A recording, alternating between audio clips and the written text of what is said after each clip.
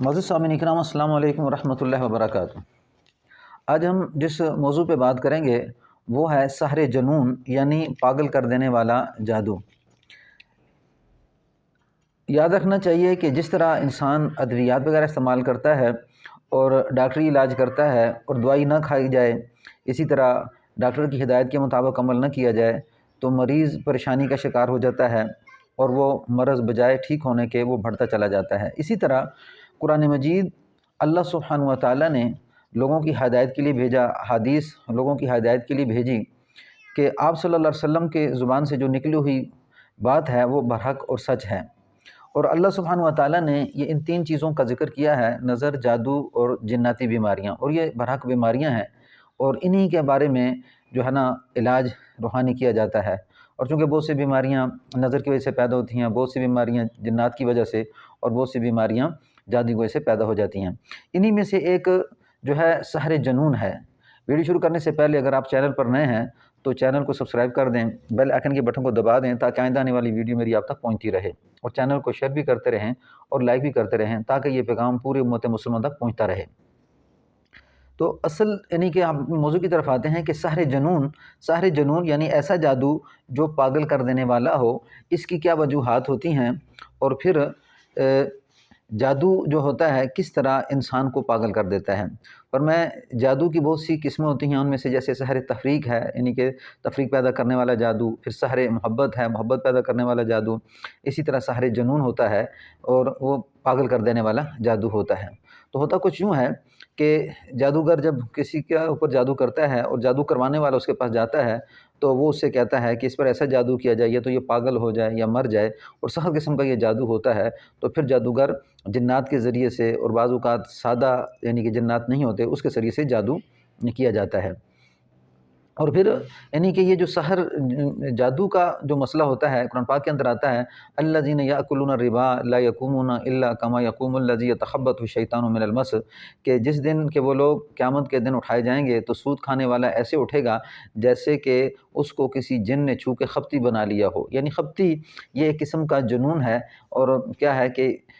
اپنے ہوش و خواص کو کھو دینا ہے، اور اس کا ذکر یعنی یتخبطہ الشیطان میں اللہ نے ذکر فرمایا کہ شیطان نے اسے چھو کے خبطی بنا دیا ہو، یعنی اس کے ہوش و خواص گم ہو گئے ہوں۔ تو جو جادو جنات کے ذریعے سے کیا جاتا ہے اس سے یہ پتہ چلتا ہے کہ یہ انسان جنات کے چھونے سے یعنی کہ اس کے اندر جنون پیدا ہو جاتا ہے، پاگل پنا پیدا ہو جاتا ہے، اور پھر اس کے اوپر یعنی کہ تکلیف شروع ہو جاتی ہے۔ تو اس انسان کے اندر کچھ علامات ظاہر ہوتی ہیں جن میں سے یعنی کہ چڑچڑا پن یعنی کہ اس کے اندر پیدا ہو جاتا ہے، اور اسی طرح مریض کو پتہ بھی نہیں چلتا کہ وہ کہنا اس کو غصہ آنا شروع ہو جاتا ہے، اور اس کی اصلی حالت یعنی کہ کپڑے میلے کچیلے رہنا، اور اسی طرح یعنی کہ اس کی جو اصلی حالت ہے اس سے وہ دور ہو جاتا ہے، اور یعنی کہ ویرانوں میں زیادہ رہنے کی کوشش کرتا ہے، علیحدگی میں زیادہ رہنے کی کوشش کرتا ہے، اندھیروں میں رہنے کی کوشش کرتا ہے، یعنی دنیا سے وہ کٹ جاتا ہے۔ تو یہاں یعنی کہ اس طرح کی جب صورتحال ہو جائے تو اس میں بعض اوقات یعنی کہ میڈیکل بھی علاج سامنے آتا ہے کہ جیسے انسان گر جاتا ہے تو گرنے میں انسان یوں محسوس ہوتا ہے کہ اس وجہ سے شاید اس کے سر پہ چوٹ لگی ہے، تو یعنی اس کی نوعیت جو ہے وہ اس کی علامات سے پتہ چلتی ہے کہ اس آدمی کے اوپر سحر جنون ہے یا کسی اور حوادث کی وجہ سے اس کے ساتھ یہ معاملہ ہوا ہے۔ تو سحر جنون ایسا سحر ہوتا ہے جو پاگل کر دینے والا ہوتا ہے، اور حضرت ایک صحابی ہیں، حضرت خارجہ بنت سلف، حضرت خارجہ بن سلف جو ایک صحابی ہیں، ان کے چچا حضور صلی اللہ علیہ وآلہ وسلم کی خدمت میں حاضر ہوئے اور اسلام قبول کیا۔ تو پھر یہ پورا واقعہ بیان کرتے ہیں کہ یہ قافلے کے ساتھ سفر میں تھے، تو ایک جگہ پہ گزرے، وہ قافلہ گزرا تو وہاں پہ ایک مریض تھا جس کو جنون تھا یعنی پاگل پنا تھا۔ تو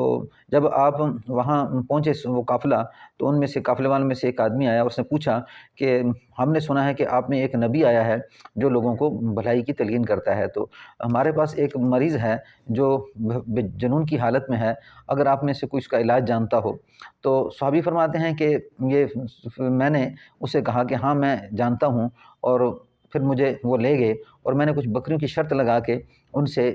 جو ہے نا کہ آپ نے ہماری خدمت نہیں کی، خدمت نہ کرنے کی وجہ سے میں تو اس وقت تک علاج نہیں کروں گا جس وقت تک آپ مجھے اتنی بکریاں نہ دے دیں۔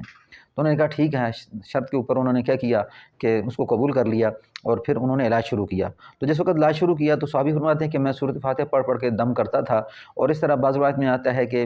ایک دفعہ کیا، بعض روایت میں آتا ہے کہ 3 دن تک مسلسل دم کرتے رہے، اور اسی طرح یعنی کچھ 7 دن کے بھی شواہد سامنے آتے ہیں۔ تو یہ اس طرح انہوں نے بار بار دم کیا، تو دم کرنے سے وہ آدمی ٹھیک ہو گیا۔ تو قبیلے والوں نے جو بکریوں کا وعدہ کیا تھا وہ بکریاں دیں۔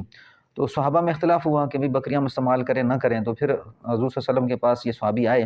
تو آپ نے آپ صلی اللہ علیہ وسلم کے سامنے پیش کیا سارا کچھ وہ مال۔ تو آپ صلی اللہ علیہ وسلم نے پوچھا کہ کیا تم نے سورۃ فاتحہ کے علاوہ کچھ اور بھی پڑھا تھا؟ فرمایا نہیں اللہ کے رسول، میں نے تو سورۃ فاتحہ ہی پڑھی تھی۔ فرمایا کہ یہ بکریاں قبول کر لو، تم نے تو برحق دم کیا ہے۔ اب جنون اور پاگل پن کے لیے یہ بہت ضروری ہے کہ سورۃ فاتحہ ہے نا اس کے اوپر پڑھ کے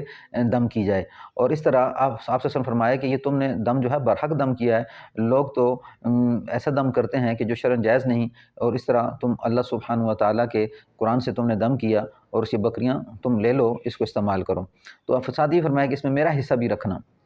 تو اب یہاں پہ یہاں سے یہ چیز ثابت ہوتی ہے کہ قرآن پاک کی آیتوں کو پڑھ کے دم کرنا، احادیث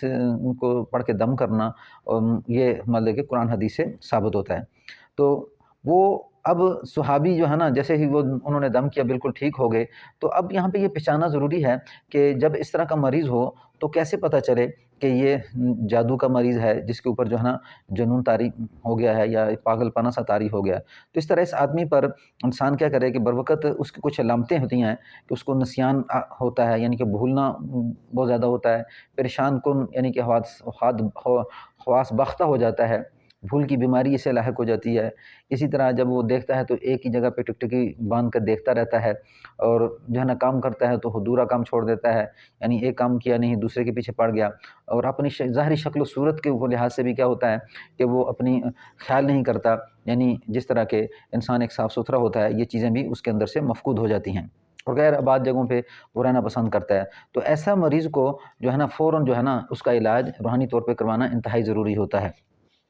تو جس طرح یہ انسان ڈاکٹر کی گولی وغیرہ کھاتا ہے، اسی طرح یہ بھی علاج ہوتا ہے کہ اگر وہ علاج نہیں کرواتا تو وہ مرض بڑھتا چلا جاتا ہے، اور لوگ ڈاکٹری علاج میں لگے رہتے ہیں، اور اس روحانی علاج کی طرف انہیں جو ہے نا توفیق نہیں ہوتی، اس طرف نہیں آتے، تو وہ مریض اور زیادہ بڑھتا چلا جاتا ہے۔ اس کر کے ایسے مریض کے لیے انتہائی ضروری ہے کہ وہ سنجیدگی کے ساتھ علاج کرے۔ تو اس میں سورۃ فاتحہ ہے، تو آپ صلی اللہ علیہ وسلم کی ایک حدیث ہے، تو فرمایا کہ آپ صلی اللہ علیہ وسلم کے پاس جبرائیل علیہ السلام آئے، تو فرمایا کہ آج آسمان کے وہ دروازے کھول دیے گئے جو اس سے پہلے نہیں کھولے۔ تو فرمایا کہ آج مجھے بتایا گیا کہ الحمد شریف اور اسی طرح جو ہے سورۃ بقرہ کی آخری 2 آیتیں جو ہے نا اللہ سبحانہ و تعالیٰ نے خاص انعام آپ کو نور عطا فرمایا ہے۔ تو وہ